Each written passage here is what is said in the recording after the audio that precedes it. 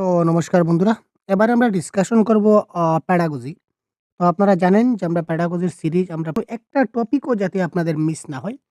প্যাডাগজিতে CTET পরীক্ষায় প্যাডাগজিতে আপনাদের 90 নম্বর আসে ওভারঅল।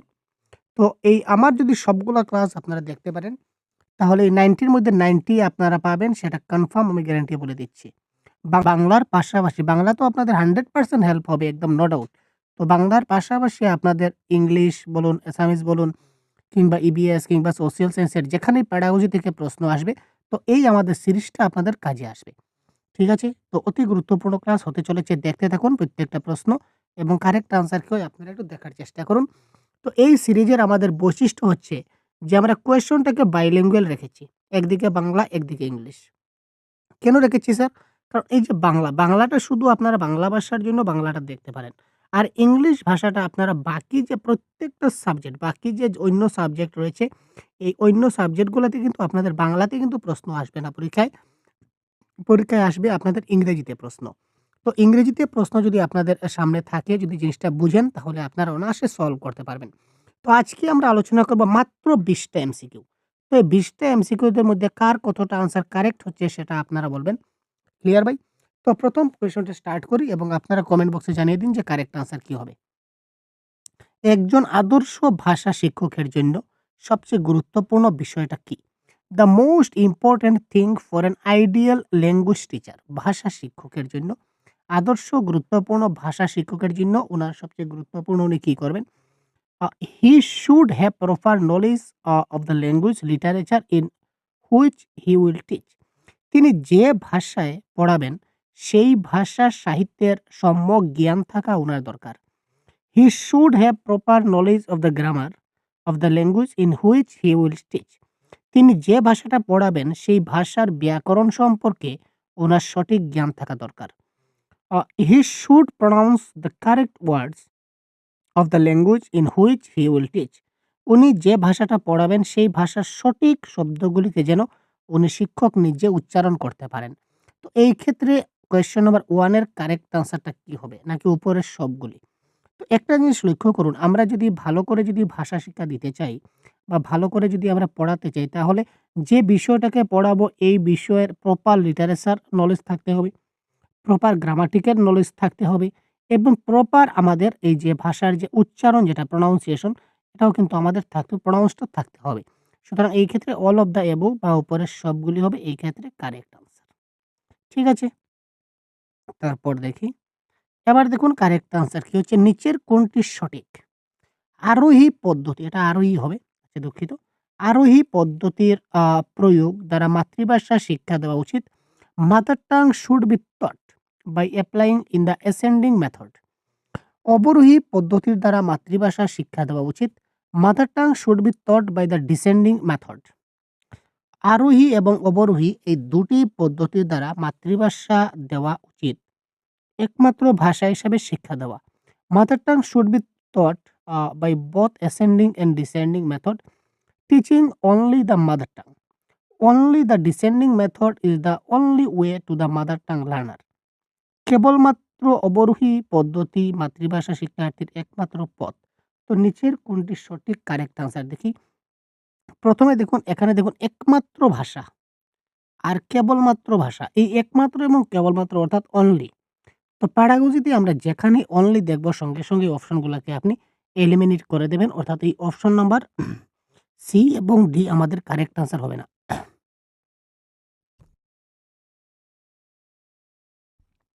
এই অপশন নাম্বার সি এবং ডি আমাদের কারেক্ট আনসার কখন হবে না।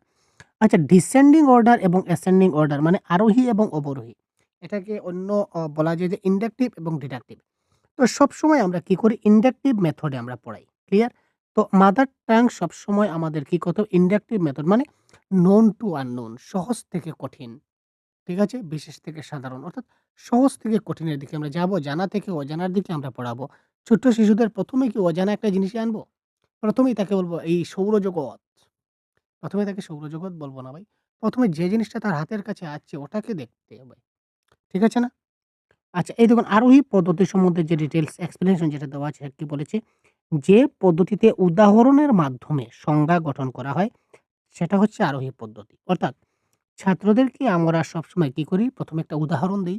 উদাহরণ দিয়ে এই কনসেপ্টটা তাকে বুঝিয়ে দেওয়ার চেষ্টা করি। এটা হচ্ছে আরোহী পদ্ধতি এবং ১ম এই যখন আমরা ছাত্রদেরকে ভাষা শেখাবো, তখন এইভাবে এক্সাম্পল টু রুল আমরা যাবো। ক্লিয়ার? আর আরোহী পদ্ধতিটা ঠিক উল্টোটা। ক্লিয়ার? এখানে পুরা ডিটেইলস আছে। আপনারা আমাদের সহজগুরু অ্যাপে পিডিএফটা আপলোড হয়ে গেছে। আপনারা এখানে গিয়ে এটা দেখে নিতে পারবেন। তারপর কোয়েশ্চেন নাম্বার ৩ কি বলেছে দেখি? পাঠ চলাকালীন শিক্ষাকে আরো আকর্ষণীয় করতে একজন শিক্ষকের জানতে হবে। To make learning more interesting during the lesson, the teacher should know. একটা ক্লাসকে আরো ইন্টারেস্টিং করতে গেলে ক্লাসের সময় একজন শিক্ষককে কোন বিষয়ে জানতে হবে? অর্থাৎ আমি ক্লাস নিচ্ছি। তো এই ক্লাসটাকে আরো আকর্ষণীয় করতে গেলে আমাকে কি জানতে হবে? কোয়েশ্চেন নাম্বার 3 এখানে দেখুন বিধিবদ্ধ শিক্ষা অর্থাৎ ফর্মাল এডুকেশন, আ নিয়মানুবর্তিতা মানে ডিসিপ্লিন, তারপরে হচ্ছে অভিনয় অর্থাৎ অ্যাক্টিং এবং খেলাধুলা মানে হচ্ছে স্পোর্টস। তো এখানে correct answer question number 3 correct answer কি হবে একটু বলুন তো আপনারা? এখানে দেখুন ক্লাসের সময় আমরা যে শিশুদের পাঠদান করি, বিভিন্ন মেথডে পাঠদান করি। সবথেকে ভালো অর্থাৎ ছোট শিশুদের ক্ষেত্রে প্লে ওয়ে মেথড বলুন বা রোল প্লে মেথড বলুন, ঠিক আছে? এটা কিন্তু খুব গুরুত্বপূর্ণ ভূমিকা পালন করে। ছোট শিশুরা তো আপনি যদি তাদেরকে অভিনয় করে কিংবা অ্যাক্টিং করে যদি তাকে বোঝান, তাহলে সেই জিনিসটা কিন্তু খুব ভালো করে বুঝে নিতে পারবে। ছোট শিশুদেরকে যত রোল প্লে এর মাধ্যমে কিংবা অ্যাক্টিং এর মাধ্যমে বুঝাবেন, তখন ছোট শিশুরা খুব সহজে আপনার জিনিসটা বুঝে নিতে পারে। ক্লিয়ার ভাই? এবার কোয়েশ্চেন নাম্বার 4 কি বলেছে দেখি? হুম। একটি প্রবন্ধ রচনা প্রতিযোগিতা। এটি শিক্ষাদানের কোন শ্রেণীর প্রশিক্ষণ? এটা আমাদের what type of teaching uh training uh is an essay writing competition. Essay writing কম্পিটিশনটা একটা শিক্ষাদানের কোন ধরনের প্রশিক্ষণ? কম্পিটেন্সি বেসড না ওয়ার্কশপ বেসড নাকি অবজারভেশন নাকি ডেভেলপমেন্ট? সামর্থ্য ভিত্তিক নাকি কর্মশালা না পর্যবেক্ষণ নাকি অভিনয় ভিত্তিক?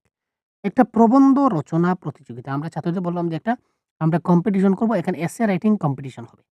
তো এসে রাইটিং কম্পিটিশনটা এটা কি ধরনের কাজ? তো এটা কোয়েশ্চেন নাম্বার 4 এটা কারেক্ট আনসার এটা হচ্ছে একটা ওয়ার্কশপ বেস একটা কর্মশালা।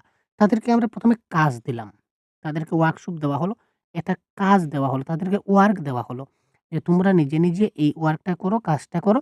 তারপর তোমাদের ভালো এবং খারাপের দিকটা আমরা দেখব। ক্লিয়ার? কে জিতলে, কে হারলে প্রতিযোগিতায় সেটা পরে দেখা যাবে। আগে তোমরা এসে রাইটিং কম্পিটিশনে তোমরা অংশগ্রহণ করো। তাদেরকে দিয়ে আমরা এসে রাইটিং কম্পিটিশন করাইলাম। এটা হচ্ছে তার ওয়ার্কশপ বেসড। ক্লিয়ার? তারপর হচ্ছে ভাষার বুৎপরীক্ষণ হলো language comprehension testing is correct answer কি হবে? এটা হচ্ছে সুষ্ঠু শিক্ষাদান, ভাবের আদান-প্রদান, মনোসমীক্ষণ এবং কোনটিই নয়। তো এটার কারেক্ট আনসার হবে প্রপার টিচিং বা সুষ্ঠু পাঠদান। ভাষার বুৎপরীক্ষণ কোনটা? এটা হচ্ছে সুষ্ঠু পাঠদান। কেন এটা কারেক্ট আনসার? তার এক্সপ্লেইন আমরা একটু দিচ্ছি। বুৎপরীক্ষণ কথার আক্ষরিক অর্থ হচ্ছে ওই যে বুৎপরীক্ষণ দেখতে পাচ্ছেন, এই বুৎপরীক্ষণ কথার আক্ষরিক অর্থ হচ্ছে অর্থবোধ বা জ্ঞান যাচাই করা। বাংলা ভাষায় লিখিত কোনো নির্বাচিত গদ্যাংশ বা অনুচ্ছেদ পড়ে সেই অংশে লেখকের বক্তব্য কি তা শিক্ষার্থী বুঝতে পারছে কিনা না তা জানবার জন্য প্রশ্ন করা হয়। অর্থাৎ বোধ পরীক্ষা মানে কম্প্রিহেনশন টেস্ট। তো এই কম্প্রিহেনশন টেস্ট সে যদি পড়ে, তো পড়ার পরে সে নিজেটা যদি বুঝতে না পারে যে এখানে কি লেখা ছিল, এখানে লেখকের কি বক্তব্য ফুটে উঠেছে, এটা যদি শিক্ষার্থী বুঝতে না পারে বা আমি একটা প্যাসেজ সে পড়ল, ধরে নিন এখান থেকে এতটুকু পর্যন্ত একটা প্যাসেজ। আমাদের পরীক্ষায় কিন্তু প্যাসেজ আসে ল্যাঙ্গুয়েজ অন ল্যাঙ্গুয়েজ 2 তে। এই প্যাসেজটা পড়ে যদি আমি আনসার করতে না পারি, তার মানে আমার সেই বুথ পরীক্ষণটা হলো না। আমার সেই কম্প্রিহেনশন টেস্টটা হলো না। তো এটা কারেক্ট আনসার হবে সুষ্ঠু শিক্ষাদান পদ্ধতি। প্রপার টিচিং দিতে হবে ছাত্রদের যাতে করে তারা এই প্যাসেজটা পড়ে জিনিসটাকে ভালো করে বুঝতে পারে। এটাকে ইংরেজিতে কি লেখা আছে একটু দেখি। The literal meaning of the word comprehension testing is to check the meaning, to check the meaning or to check the knowledge। এখানে তার এই যে এইগুলা পড়ে সে কতটুকু এটার অর্থ বুঝলো কিংবা সে এই বিষয়ে কতটুকু জ্ঞান লাভ করতে পারলো। After reading a selected pros, passage or paragraph. একটা প্রোজ বলুন কিংবা প্যাসেজ বলুন কিংবা প্যারাগ্রাফ বলুন, সেটা বেঙ্গলিতে রিটেন হোক বা ইংলিশে রিটেন হোক যাই হোক। Question are asked to find out whether the student has understood what the author is saying in that passage। অর্থাৎ এই প্যাসেজে এই অথর কি বলেছেন বা এই রিলেটেড প্রশ্নগুলা কি হতে পারে? এই জিনিসগুলা যদি ছাত্ররা সলভ করতে না পারে, তার মানে তার ল্যাঙ্গুয়েজ কম্প্রিহেনশনটা হয়নি। ক্লিয়ার ভাই? ভাষা শিক্ষা উপকরণ যেটা হচ্ছে বা টিএলএম, আমরা সবসময় বলি এটা হচ্ছে একটা শিক্ষক, সহায়ক শিক্ষক, নাকি ছাত্র বন্ধু, নাকি দ্বিতীয় শিক্ষক, নাকি প্রধান শিক্ষক। Teaching language material language teaching materials আর অ্যাসিস্ট্যান্ট টিচার, স্টুডেন্টস ফ্রেন্ড, নাকি সেকেন্ড টিচার, নাকি হেড টিচার। তো কোয়েশ্চন নাম্বার 6 ছোট্ট প্রশ্ন কিন্তু ঘাবড়ে দেবে। কোয়েশ্চন নাম্বার 6 এর কারেক্ট আনসার কি হবে?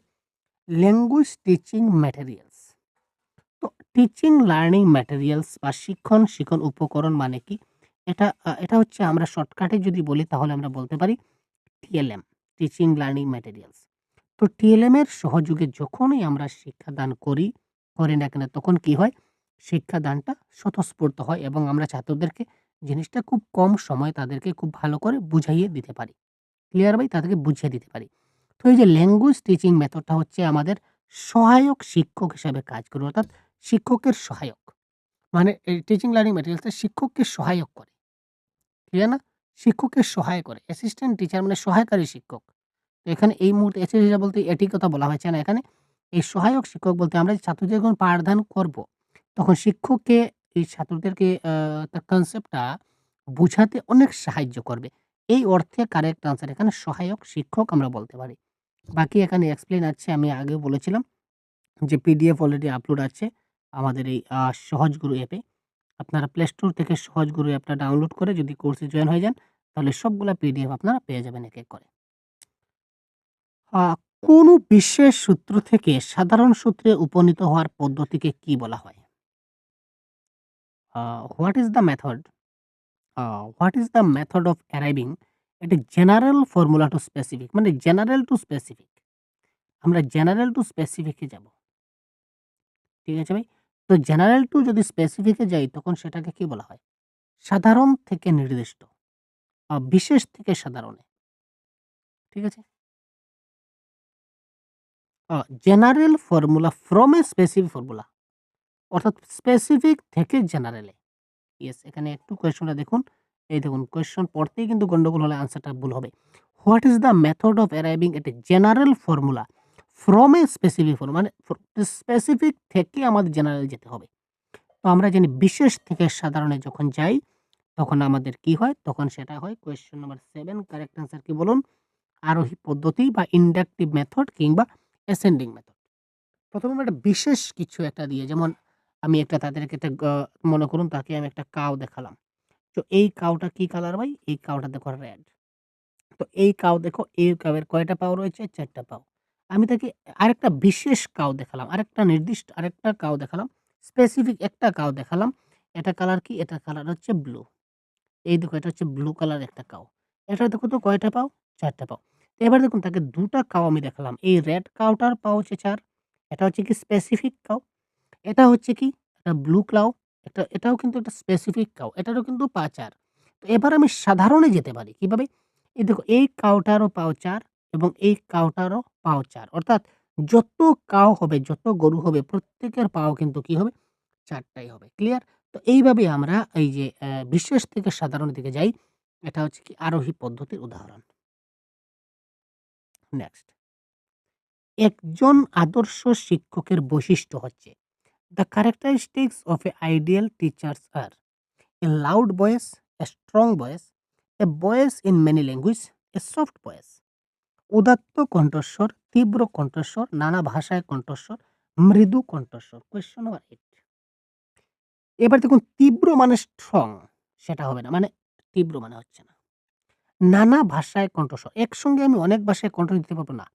আর সফট ভয়েস আমরা বলতে পারি না। কেননা মিষ্টি কথা অনেক সময় আমরা বলি না দুষ্ট লোকের মিষ্টি কথা, সেটা অন্য কথা। কিন্তু লাউড ভয়েস কিংবা এমন একটা ভয়েস আমরা দিতে হবে যাতে সেটা সব শিক্ষার্থীর কানে গিয়ে পৌঁছায়। আমাদের যেটা আওয়াজটা এমনভাবে আওয়াজ দিব ছাত্রদের সঙ্গে কথা বলব যাতে করে উদাত্ত কণ্ঠস্বর ব্যবহার করব যাতে করে সব ছাত্রদের কানে গিয়ে অন্তত আমার কথাটা পৌঁছায়। ইভেন আমার লাস্ট বেঞ্চে যে ছাত্রটা বসে আছে সেও যেন আমার কথাটা শুনতে পায়। যদি সে আমার কথা শুনতে না পায় তাহলে সে বুঝবে না। তাই উদাত্ত কণ্ঠস্বর কিংবা লাউড ভয়েস আমার দিতে হবে এজ এ আইডিয়াল টিচার হিসাবে। যখন কোনো একটি শিশু ভাষার সাহায্যে তার পরিবেশ সম্পর্কে ভাষা জ্ঞান অর্জন করে বা জ্ঞান অর্জন করে, তখন তাকে কি ধরনের সাহায্য দেওয়া উচিত? What kind of help should be should a child be given when she is acquiring knowledge about his or environmental through language? অর্থাৎ এখানে প্রশ্ন কি বলেছে একটু ভালো করে বোঝার চেষ্টা করুন। যখন কোনো একটি শিশু ভাষার সাহায্যে তার পরিবেশ সম্পর্কে জ্ঞান অর্জন করে, তখন তাকে কি ধরনের শিক্ষা দেওয়া উচিত? সে তার নিজে নিজে কি করছে, তার এনভায়রনমেন্ট থেকে ভাষার অনেক সহায়তায় সে নিজে থেকে অনেক কিছু জিনিস অর্জন করতে পারছে। প্রতিনিধিমূলক সাহায্য, নিজস্ব চিন্তা চেতনামূলক সাহায্য, একান্তই কল্পনামূলক সাহায্য, নাকি কোনোটাই নয়? তো এটা কারেক্ট আনসার হবে সেলফ থিংকিং হেল্প। অর্থাৎ সে নিজে থেকে নিজে চিন্তা করতে পারছে।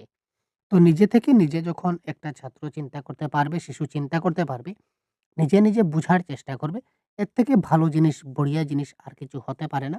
আমরা তাকে উৎসাহিত করব, মোটিভেট করব, যাতে করে সে নিজে নিজে আর অনেক কিছু জিনিস চিন্তা করতে পারে, নিজে নিজে অনেক কিছু জিনিস বুঝে নিতে পারে, হ্যান্ডস অন এক্সপিরিয়েন্সের মাধ্যমে শিখে নিতে পারে। সুতরাং এখানে কারেক্ট আনসার হবে সেলফ থিংকিং হেল্প। নিচের কোনটি পাঠ পরিকল্পনার পদ্ধতি বা কৌশল নয়? Which of the following is not a method or strategy of lesson planning? আপনারা সবাই যারা এখানে এক্সাম দিতে চলেছেন, আপনারা সবাই হয়তো বা ডিএলএড নতুবা আপনারা বিএড করেছেন, রাইট? যারা ডিএলএড কিংবা বিএড করেছেন, আপনারা জানেন যে হোয়াট ইজ লেসন প্ল্যান। আমরা অনেক লেসন প্ল্যান লিখেছি ভাই, তাই না? আপনিও লিখেছেন, আমিও লিখেছি। লেসন প্ল্যান ছাড়া ডিএলএড এবং বিএড সম্পূর্ণ হয় না। তো এই নিচের কোনটি লেসন প্ল্যান কিংবা পাঠ পরিকল্পনার একটা কৌশল নয়? Question number 10। হার্বাটীয় পদ্ধতি, মূল্যায়নধর্মী পদ্ধতি, মরিসন পদ্ধতি, না পেভলভ পদ্ধতি? তো পেভলভ মেথড অর্থাৎ পেভলিয়ান মেথডে আমরা লেসন প্ল্যানের কোনো কিছু পাই না। লেসন প্ল্যানটা আসলে কি?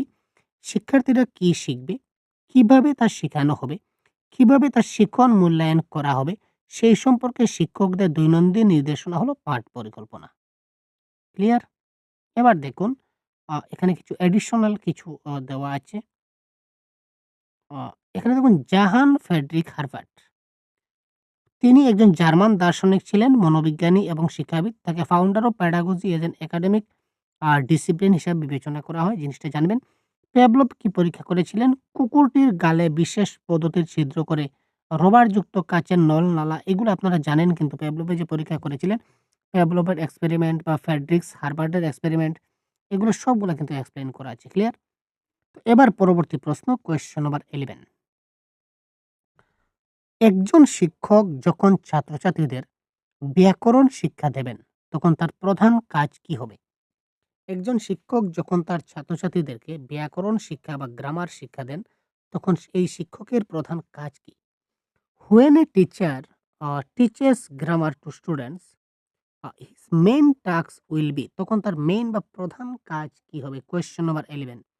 To give special emphasis on language learning, to maintain a close connection between student and language learning, to correct student error in language learning, none of the above. যখন আমরা ছাত্রদের ব্যাকরণ শিক্ষা দেই, গ্রামাটিক্যাল তাকে ট্রিট দেওয়ার চেষ্টা করি, গ্রামার শিখাবার চেষ্টা করি, তখন একজন শিক্ষকের উচিত কি? Question number 11। ভাষা শিক্ষার উপর বিশেষ জোর দেওয়া, ভাষা শিক্ষার সঙ্গে ছাত্রছাত্রীর নিবিড়ভাবে যোগসূত্রতা রক্ষা করা, ভাষা শিক্ষার ক্ষেত্রে ছাত্রছাত্রীদের ত্রুটি দূর করা। এবার দেখুন, যখন আমরা গ্রামার যখন শেখাবো, গ্রামারের সময় কিন্তু অনেক কিছু ভুল হয়। গ্রামার যখন আমরা ছাত্রদের শিখাবো, গ্রামারের সময় কিন্তু অনেক ভুল দেখা যায়। কোয়েশ্চেন নাম্বার 11, ঠিক আছে না? ক্লিয়ার? অনেক ভুল ত্রুটি দেখা দিতে পারে গ্রামারের সময়। খুব জটিল টাইপ তো। তাই আমরা কি করব? To correct students error in language learning. ছাত্রদের এই যে ভাষা শিক্ষার ক্ষেত্রে যে সকল ভুল হবে, ভুলগুলো আমরা যখন সংশোধন করে দেব, তখন তার গ্রামাটিক্যালি জিনিসটা কারেক্ট হয়ে যাবে। একটি শ্রেণীকক্ষে অসম পরিবেশ বলতে বোঝায়, অর্থাৎ an uneven environment in a classroom mess। ক্লাসরুমে মানে কোন জিনিসটা একটা অসুবিধা সৃষ্টি করতে পারে? ১ নম্বর বিশৃঙ্খলা, শিক্ষা ও উপকরণের অভাব, ছাত্রছাত্রীর অনুপস্থিতি, না উপরের সব?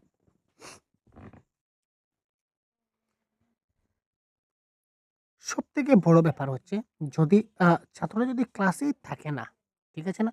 তাহলে আমরা ক্লাস কাকে দিয়ে করাবো? তো এটা তো থাকতে হবে।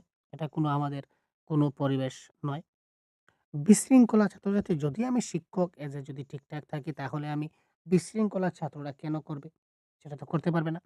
কিন্তু যদি শিক্ষা উপকরণের লেক অফ যদি আমার টিচিং ম্যাটেরিয়াল যদি আমার কম থাকে, যদি থাকে না, তাহলে ছাত্রদেরকে হয়তো আমি ভালো করে বোঝাতে পারছি না। বোঝাতে টিচিং ম্যাটেরিয়ালস ছাড়া যখন বোঝাবো, তখন ছাত্ররা হয়তো বুঝতে পারে না। আর যখন বুঝতে পারবে না, তখন হয়তো আনইভেন একটা এনভায়রনমেন্ট সিচুয়েশন ক্রিয়েট হতে পারে।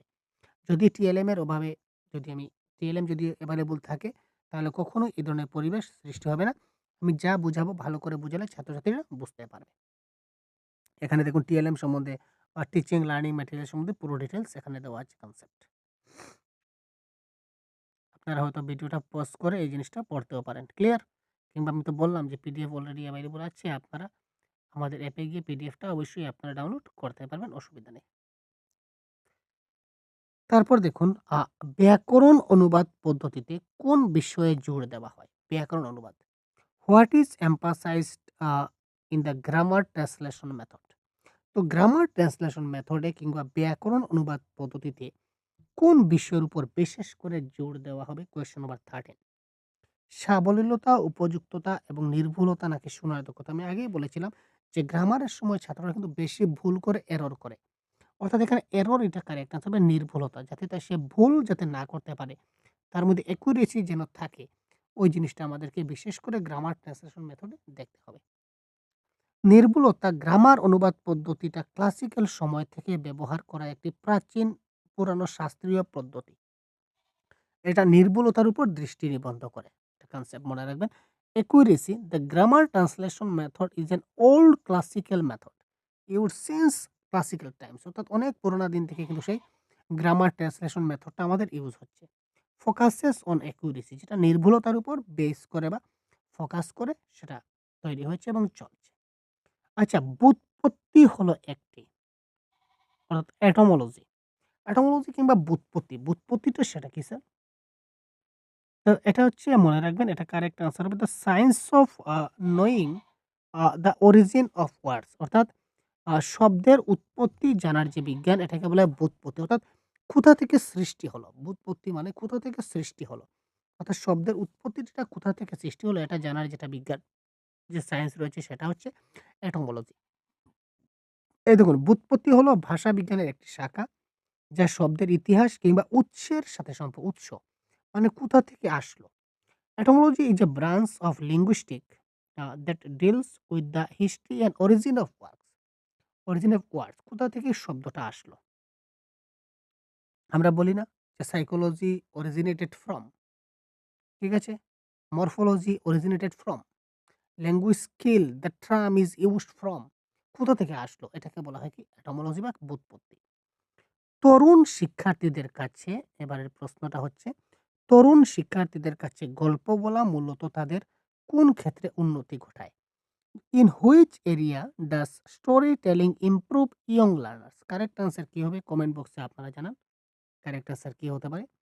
তরুণ শিক্ষার্থীদের কাছে গল্প বলাটা মূলত তাদের কোন ক্ষেত্রের উন্নতি ঘটাতে পারে? Question number 15।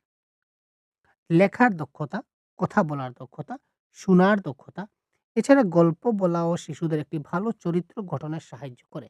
Writing skill, speaking skill, listening skill না স্টোরি টেলিং স্কিল? তরুণ শিক্ষার্থীদের কাছে গল্প বলা। একজন শিক্ষক কি করছেন? তিনি তরুণ শিক্ষার্থীদের সঙ্গে তিনি গল্প বলছেন। তাদের সঙ্গে রেখে তিনি গল্প বলছেন একজন শিক্ষক। তো এই তাদের সঙ্গে যখন আপনি গল্প বলছেন, তখন এই শিক্ষার্থীদের কি ধরনের বেনিফিট হতে পারে বলে আপনি মনে করেন? নিশ্চয় আমি গল্প বলছি তো আপনারা শুনছেন। আপনারা শুনছেন। আপনারা কি করছেন? লিসেন করছেন। ঠিক আছে? আপনারা শুনছেন বা লিসেনিং করছেন। এই ক্ষেত্রে আপনাদের লিসেনিং স্কিল কিংবা শোনার দক্ষতা বা আমরা বলতে পারি আপনার শ্রবণ দক্ষতা কি হবে? বৃদ্ধি হবে। আমি বলছি তার মানে তো আপনি শুনছেন। তার মানে লিসেনিং স্কিল বা শ্রবণ দক্ষতা এখানে বৃদ্ধি হবে। এবার দেখি, ব্যাকরণ শিক্ষার সূচনায় ছাত্রছাত্রীদের কি ধরনের ব্যাকরণ শেখাবার উপর গুরুত্ব আরোপ করতে হবে? What type of grammar should be emphasised in teaching students at the beginning of grammar education.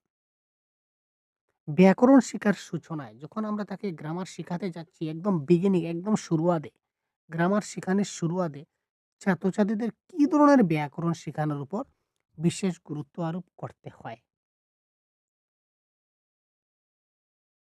Theoretical grammar, practical grammar, both theoretical and practical, neither theoretical nor practical। এবার দেখুন, মানে সবসময় মনে রাখবেন যে জিনিসটা আমরা কি করতে পারি হাতে কলমে তাকে শেখাতে পারি। ব্যবহারিক পদ্ধতিতে এমন একটা পদ্ধতি শিখাবো, এমন একটা মেথড শিখাবো, এমন একটা জিনিস তাকে শেখাবো যেটা সে দৈনন্দিন জীবনে প্র্যাকটিক্যালি ইমপ্লিমেন্ট করতে পারে বা তার ব্যবহারিক জীবনে কাজে লাগতে পারে। অর্থাৎ ব্যবহারিক দিক দিয়ে যখন আমি তাকে শেখাবো তখন জিনিসটা তার কাছে অনেক বেশি মনে থাকবে। তার জিনিসটা খুব ভালো করে বুঝতে পারবে এবং মনে রাখতে পারবে। সুতরাং ব্যবহারিক ব্যাকরণ বা এই প্র্যাকটিক্যাল গ্রামার এটা হবে কারেক্ট আনসার। শিক্ষা সহায়ক উপকরণগুলিকে মোট কয়টি ভাগে ভাগ করা হয়? In how many categories are teaching aids divided? তো আমরা জানি মূলত কয়টা ভাগে ভাগ করা হয়? ৩ টা ভাগে। শিক্ষা সহায়ক উপকরণ যেগুলো আছে অর্থাৎ টিচিং লার্নিং ম্যাটেরিয়ালস গুলাকে আমরা ৩ টা ভাগে ভাগ করতে পারি। এবার আপনারা বলবেন কি, কি? একটা হচ্ছে কি দেখুন, একটা হচ্ছে ভিজুয়াল এইডস মানে যেটা দৃশ্য শ্রাব্য যেটা দেখা যায়। একটা হচ্ছে যেটা শোনা যায় যেমন রেডিও। আরেকটা হচ্ছে যেটা শোনাও যায় এবং দেখাও যায়। Audio visual. একটা হলো ভিজুয়াল এইডস, একটা অডিয়াল এইডস, একটা হচ্ছে অডিও ভিজুয়াল। ক্লিয়ার না? এই দেখুন এখানে ৩ টা দেওয়া আছে। সম্ভবত হ্যাঁ, দেওয়া আছে। এই দেখুন, একটা দেওয়া হচ্ছে শ্রবণযোগ্য উপকরণ যেটা দিয়ে আমরা শুধু শুনতে পারি যেমন radio, radio, tape recorder, audio cassette, CD player, microphone. এগুলো হচ্ছে শ্রবণযোগ্য উপকরণ। এগুলো দিয়ে শুধু শোনা যায় যেমন অডিটরি ম্যাটেরিয়ালস। আরেকটা হচ্ছে দর্শনযোগ্য যেটা আমরা কি করতে পারি? দেখতে পারি বা ছাত্রদের দেখাতে পারি। যেমন আছে poster, picture, chart, Globes, various models, map, magazine, journal, various types of board, textbook, newspaper, slide projector, overview projector, overhead projector এগুলো ছাত্রদের শুধুমাত্র আমরা দেখাতে পারি, দর্শনযোগ্য। আরেকটা হচ্ছে কি দেখুন ৩ নম্বরটা কি শ্রবণ দর্শন অর্থাৎ শুনতেও পায় এবং দেখতেও পায়। যেমন যদি আমরা ফর এক্সাম্পল বলি তাহলে টেলিভিশন, চলচ্চিত্র, ক্লিয়ার না? কোথায় আছে যেমন television, film, DVD, monitor, computer, laptop, multimedia. এগুলা সবগুলা কি হয়? দেখাও যায়, শোনাও যায়।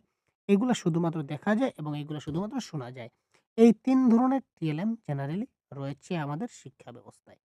প্রশ্ন আসতে পারে হঠাৎ যে পত্র, পত্রিকা, পোস্টার, ছবি, মডেল, গ্লোব এইগুলা কি ধরনের উপকরণ? তো আপনি মনে রাখবেন এগুলা হচ্ছে দর্শনযোগ্য উপকরণ বা ভিজুয়াল এইডস কিংবা ভিজুয়াল ম্যাটেরিয়ালস। ক্লিয়ার? এবার ভাষা পদ্ধতি বা ল্যাঙ্গুয়েজ মেথড বলতে কি বোঝায়? Language method refers to question number 18 teaching textbook according to the curriculum। আচ্ছা, teaching grammar through conversation and discussion, showing various application of grammar in the language while teaching literature, analysis of specific formula। correct answer কি হবে? Question number 18 পাঠ্যক্রম অনুসারে পাঠ্যপুস্তক সহ পড়ানো। আচ্ছা, বার্তালিপি, কথাবার্তা ও আলাপ আলোচনার মাধ্যমে ব্যাকরণ শিক্ষা। ল্যাঙ্গুয়েজ মেথড বলেছে ভাই, ল্যাঙ্গুয়েজ মেথড ভাষা পদ্ধতি। সাহিত্য পড়াতে, পড়াতে ভাষার মধ্যে ব্যাকরণের নানা প্রয়োগ দেখানো application.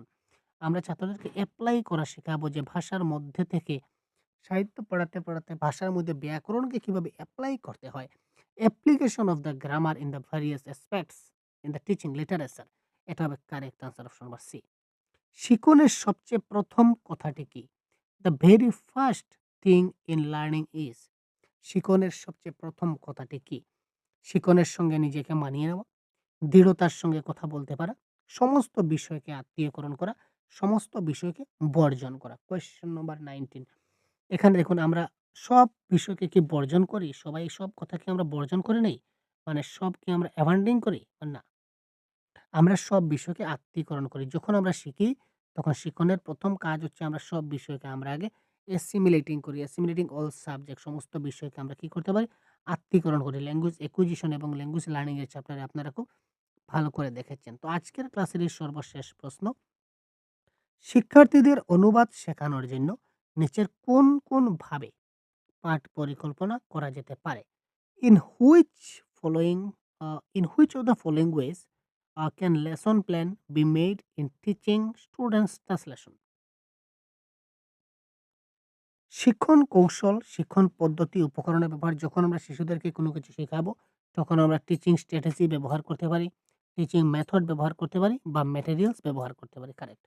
Learning introduced behavioural change of the student, যখন ওই শিক্ষার্থীর কিছুটা শিখন হবে তখন তার আচরণের পরিবর্তন হবে। তারপর তার পূর্বজ্ঞান যাচাই করতে হবে। সুতরাং কারেক্ট আনসার হচ্ছে অল অফ দেম বা উপরের সবগুলি হবে এই ক্ষেত্রে কারেক্ট আনসার। তো এই দেখতে পাচ্ছেন এই সবগুলোর আনসারকে আমি আগে বলেছিলাম যে আমাদের সহজগুরু ইউটিউবে আমাদের প্রতিদিন ক্লাস চলছে, আপনারা দেখতে পারেন।